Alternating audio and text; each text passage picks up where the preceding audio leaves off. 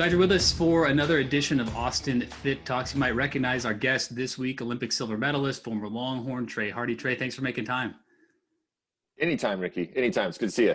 Yeah, you too. This is fun because, I think the last time we talked, I was working in TV. You were getting ready to compete in another Olympics, and to see that we've both sort of moved on, it's fun to catch up. But let's kind of fill in the gap for people who maybe the last time they saw you was winning an Olympic medal to Trey Hardee today. Give us a little summary of what you're up to now.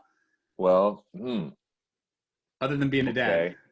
I'm gonna say, yeah. I'm at the not eighth, ninth month of the pandemic version of myself. We have three kids, three beautiful kids.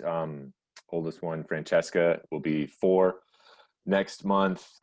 Middle girl will be 2 in January, Penelope, and we just had our first son, Miles, and Miles was born a month ago. And so we're rocking and rolling. Like it kind of, after finishing competing, I transitioned a little bit into announcing and doing a little commentating for NBC.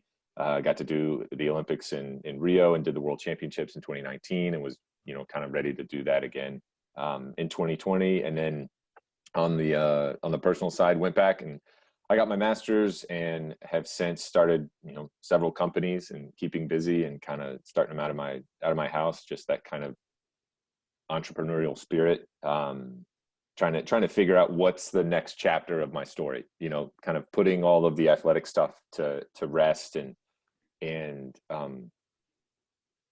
of sitting with that and being okay with that part of my life being over, which is a kind of a hard transition to do. And looking for the next thing, trying to find that next passion. That's always an interesting thing to me for athletes because, first of all, you're at the absolute top of your profession, but then you're in your early 30s and it's almost like, a career is just over, so to speak. What is that like when you work your whole life for something and then, because most of us, retirement's at 50 or 60 or whatever it may be, and then in your early 30s, you're done with this thing you devoted so much time to. What is that like? I think in 10 years, I'll be able to look back and explain it. The best way to talk about it, I was 35 years old. I had 2 children. I had just got my MBA and I didn't have an idea. I didn't have a thing to go do. I didn't have this dream job lined up. I didn't have this, there's no real support system other than your family. You're just kind of I'm really blessed that I was in a position, and the way I would describe it to people was that I'm on this really nice boat out in the middle of the lake and there's no wind and I've got a great engine and the boat's super nice, but there's no rudder. There was no direction for me to steam ahead and move towards, but I was still in a great place. And so I'm slowly assembling a rudder and trying to find that and head into a direction. But right now, we live where we want to live. Our family is amazing and healthy. And those are the real big boxes that I'm worried about, Yeah, no, absolutely. Is it difficult to kind of replace that competitive fire, that you were competing in the most intense situations possible? Is it hard to kind of find that in your life now, or do you even need it now? Well, I did a really good job. Once you start cohabitating and once I got married, you can't bring that stuff into the house. And so now I'm in the house all the time. And so it's just second nature to not be, Trey Hardee in lane 1 trying to win a race kind of version of myself. But I found myself when I was in graduate school, that juice started to flow a little bit, that I wanted to compete and wanted to make myself better for the sake of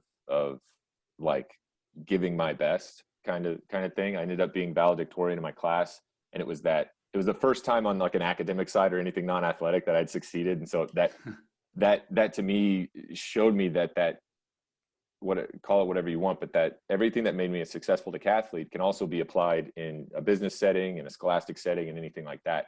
And so now, as I find myself starting all these companies, I have that same drive and desire. How do we differentiate ourselves from another company? How do we, land new clients? How do we do this, or how do we, what's the most creative way to add value? That kind of stuff can be applied kind of across the board. But as far as that physical, that sport, that fun competition,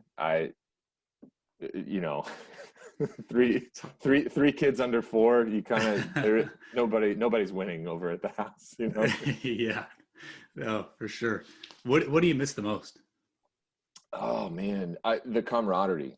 And I think it's heightened even more now in the pandemic, where I haven't been able to see my friends because my wife was pregnant for most of it, so we were hyper vigilant.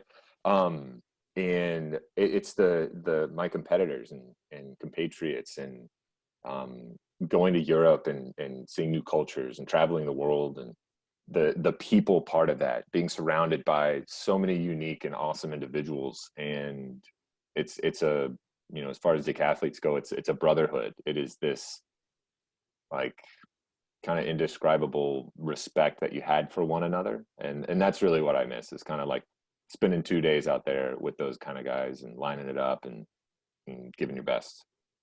You had a pretty awesome, I don't know if rivalry is the right word, but battle with Ashton Eaton. Do you guys still talk? Like, do you keep that relationship going?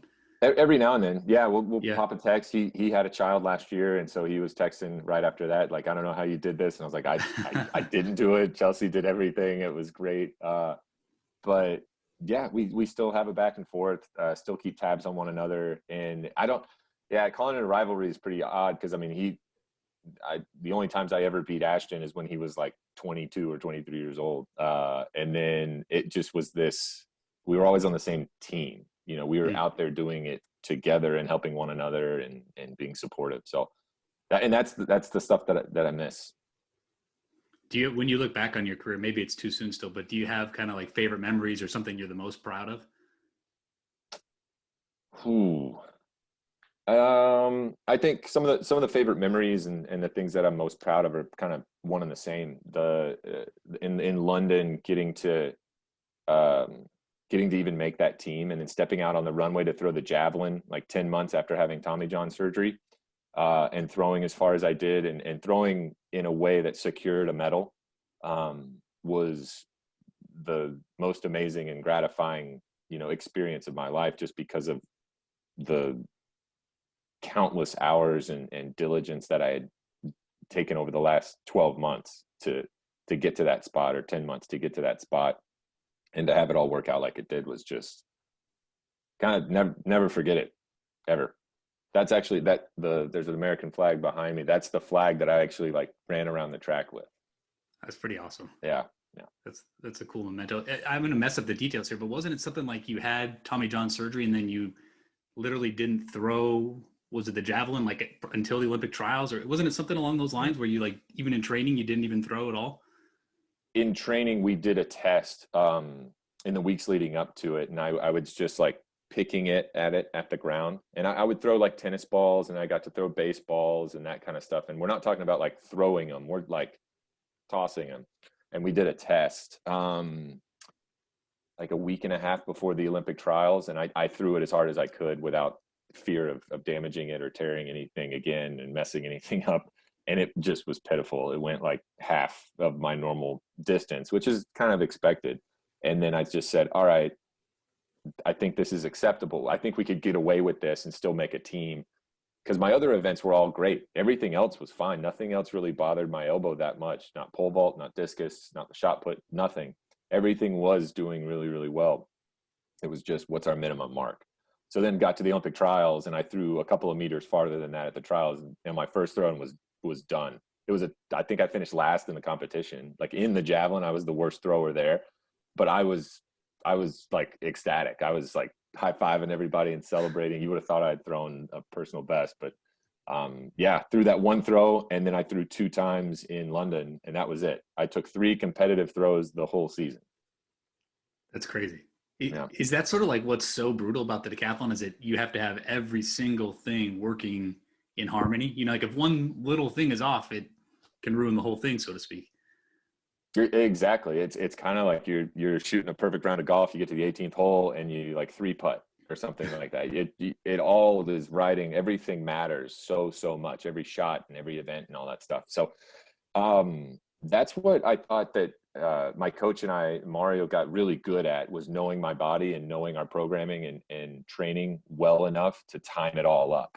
And that doesn't mean that everything is operating at like 100%, because you can only have so many 100% operating things because of the different skill sets and energy systems and the thing. They kind of take away from one another towards the end. So we were trying to figure out, how do you get everything at 95%? Because if one goes to 100, one's going to go to 90. So how do we get everything here? And maybe we catch an outlier here and there and have a great event and get lucky or do something like that. But you try not to lose the sight of the forest for all the trees when you're doing all that planning, and try not to. It's a double-edged sword, because if you have the bad event, you got the other 9 to make up for it. It's not all your eggs aren't in that one basket, but at the same time, you got a lot of baskets, Right. A lot of things you got to maintain. Yeah. How much definitely prepared me for fatherhood, I think, too. Yeah. Oh gosh, ain't that the truth? How much do you train now? Do you get out there at all, or? I'm sure relative to where you were, not at all, but there was a time before we had our 3rd kid, we were in a sweet spot, middle of the pandemic, middle of summer, and I was going out for runs like a couple of times a week. And then a year before that, I was going and doing some Olympic movements, Olympic lifts, in my garage gym. But since like late July, I've not exercised once. wow. But I did there just isn't time. I'm at the point where I do want to exercise now. I'll say that. And this is what I imagine what everyone else goes through. Where you're like, you have to do it. You should do it. You want to do it. But there's some trade-off somewhere. You're gonna have to give something up. And right now, where we are with our lifestyle and everything, the trade-off is sleep. So I'm either not going to sleep or I'm going to exercise. And so for the last, 4 months, I've chosen sleep, because It's probably a good choice. Yeah. And I think we're done with like the residual. I could say that really, really confidently after I retired, because I had a lot of residual, like a lot of that carryover fitness and strength. But now it's to the point where, I had to get a little procedure on my back. I got a bunch of stem cells shot up on my discs in my lower back, because I'm so weak. There's a ton of instability there now, and they just keep rupturing and keep herniating. So I'm to the point now. I just bought a bunch of elastic bands. So when I'm up here, this is kind of like my office / playroom. You can see the big it's a good mix of His name's Olympics Kevin. and toys. Yeah, Kevin's back there. He's gonna be my coach. He's gonna help me out, and I'm just gonna up here at my standing desk doing band pull aparts and doing like push-ups and stuff. So it started. We're getting back into it. We're getting there. Yeah. Well, it's tough, man. You're juggling 3 kids and work, and yeah. I weigh 30 pounds less than I did when I competed. Wow. Like lost 30, and it's like stayed off. It's not like it's this weird dip in body weight. It just sloughed off, and I don't know if it's coming back. That's funny though, because you're like the opposite, right? Like most people quit exercising and they gain weight. You quit exercising and you lose, I guess, the muscle mass, right? Yeah, I train like an animal. It's the decathlon's a speed and power event, and I wanted to be as fast and as powerful as I could be. And so there was a lot of weight training, a lot of explosive stuff on the track, and a lot of calories. Yeah. So let's talk about today. You mentioned valedictorian in your business school class. So you finish up with your MBA. How does that transition into being an entrepreneur and starting companies? Well, I was contacted right out of school with an old teammate of mine who was out in the Bay Area that was trying to get kind of a small private equity group together. And so I've been working with them for the last 2 years, and that's been really, really above anything educational. It was kind of that continuing of education and stepping into that world and learning more about the ins and outs of kind of private equity and high finance and how deals get done. It's put me in front of a lot of really interesting people and made a lot of really, really, really good friends out of it. And then about 9 or 10 months after graduating, there still wasn't that thing. There still wasn't that company that I would be inserted into and help manage and consult or do whatever. But a classmate of mine contacted me and was just we were just shooting the bull, catching up. How's it going? And we have the same kind of aligned interests. We have the same values, with the same kind of character. We got along really, really well in school, but it was just kind of, when we graduated, it was like, all right, good luck. Let's stay in touch kind of thing. Well, he came back into the fold, and a month later we had our first deal on the books, and we had formed a partnership. And since then, he and I have, I think we've started 4 or 5 companies, all over the place, in construction, real estate development, management and consulting, promotion, and a disinfecting company, distribution, chemical distribution stuff. Like we're kind of, all, the pandemic has kind of shifted our focus a little bit. Like we were just kind of following momentum, but I kind of run things from what I call, where we're at right now, kind of the nest, and do a lot of the financial stuff and modeling and planning, a lot of the forecasting, and a little bit of kind of that kind of opportunity filter stuff. And then my partner's in Georgia, and he's kind of more of a boots on the ground, like shaking hands and kissing babies, kind of like the face of the organization right now. Right. And we've got a bunch of deals in the pipeline. Like this is what the pandemic has given he and I, is more time to sit and be reflective and meditative about where we're going and what we're doing, and then acting on those things. So there's a lot more time to cultivate deal flow and kind of get things in the pipe. It's got to be interesting managing businesses in such diverse fields.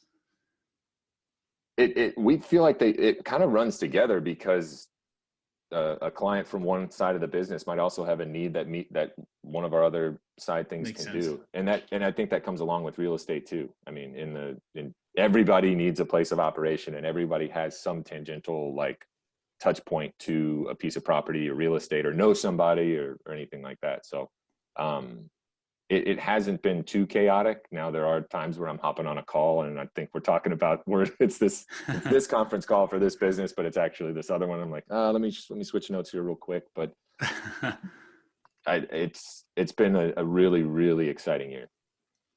The disinfecting company, I would think, given the world we're in right now, there's got to be an added need for such a business.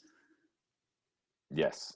Yeah. So back in late April, early May, it was, what is new normal? When is this going to peter out? When is there going to be a vaccine? All this stuff. And we just kind of had a powwow and said, why not? I'd hate to look back at this time, around election season, and looking back and saying, I wish we would have done that. I wish we would have started this company, because there is a true need for it. And so we ran on and started up the business on the platform of that. These sanitization and disinfecting companies were kind of charging small businesses an arm and a leg, like thousands and thousands of dollars just to disinfect a 800 square foot shop. And so that didn't seem right to us. And they were only doing it once or twice a month. And it was like, all right, there's got to be opportunity here. And so we basically are kind of a distributor to empower small businesses to take care of themselves, at a much, fractions, talk like large discounts, for what they were doing. And so in retail spaces, it makes a ton of sense where, okay, you get a deep clean on a Monday night, and then on Tuesday, somebody or an employee or somebody is in your shop, does it and is infected or sick. That deep clean on Monday did nothing. But if you're able to empower the again, small business owners and other entrepreneurs, then it's done. Like Tuesday, you go home, everybody quarantines, we spray down, and everybody's good to go on Wednesday. Yeah, no, that makes sense. Do you feel like you found your thing? I mean, is this the path you see yourself continuing on, investing in new companies and starting new businesses? Absolutely. Yeah. It's not monotonous. It's diverse. It's very, very, very challenging. And it's just exciting. It's a reason. It's a problem to get up and solve every day. I'm a solutions oriented guy, and it's, for lack of a better phrase, I love, I want to say, being my own boss, but for myself and my partner, we make such a really, really good team that a third person in there, or somebody telling us what to do, yeah, we could execute it, but is that going to make us happy? Like, are we going to be happy fulfilling someone else's dreams when we like the way this feels? That's why we went to school. That's why we went and got our MBAs. Yeah, totally. Different subject, but I wanted to ask you real quick before we go. What do you think about the 2021 Olympics and really like these athletes all gearing up for 2020 and then to have it, stopped so abruptly and then now you got to refocus and go for 2021. What do you think that's like for them? Ooh, I've thought about it a couple of times in that so much of what Olympic success is for an athlete is timing. So much of your physical attributes are expressed at certain ages, right? And so for myself, if I was, 2 years younger, no one would have ever heard of me because Ashton would have beat me every single time. We would have been the same age. I would have been number 2 my entire life. But because I was born in some little window between Brian and Ashton, I got my minute in the sun and then could step back. And so what this 1 year lost to all these people, it's like the Seinfeld thing, like national hero, no one's ever heard of you. National hero, no one's ever heard of you. And I think about that a lot, about the timing of people's lives that I've heard stories from swimmers and other Olympic sports where they went out and had to get jobs. They got jobs. There is no more training because NCAA, all the things that pushed kids or either forced their coaches to make decisions on whether or not they were going to be able to come back, whether or not they were going to be able to train on the facilities. Like the NCAA feeder system produces more gold medals than any other institution in the world. And that disruption and what that's going to do. Now, on the other side of that, this is going to open up a lot of doors for the kids that were just a year away from having that moment in the sun. And it's going to be I'm looking forward to the Olympic trials here in the US because it's going to be an unbelievably the most competitive Olympic trials in history. There's going to be more hunger for those athletes because now you've squeezed it. You've squeezed this year where they were too young, and now it's a year where they're too late, and they're all going to be giving it their best in kind of that hyper refocused version of themselves. But I'm glad it's not me. Yeah. I'm glad I got it in. I mean, I remember just from watching you guys, I mean, obviously, like you said, so much is geared toward peaking at that exact moment. And then, you're deep into the process at the point in which it's called off. So to be able to recalibrate and adjust, I mean, I can't even imagine what that's like. I can't either. I just can't. It's unfortunate, but I just hope 2021 happens. Right. No, we all do, man, for many reasons. So let's get back to normal, hopefully. Well, this was really fun, Trey. I appreciate you doing it and fun to catch up with you. You too, Ricky. Anytime. All right. Thanks so much for joining us. This has been another edition of Austin Fit Talks.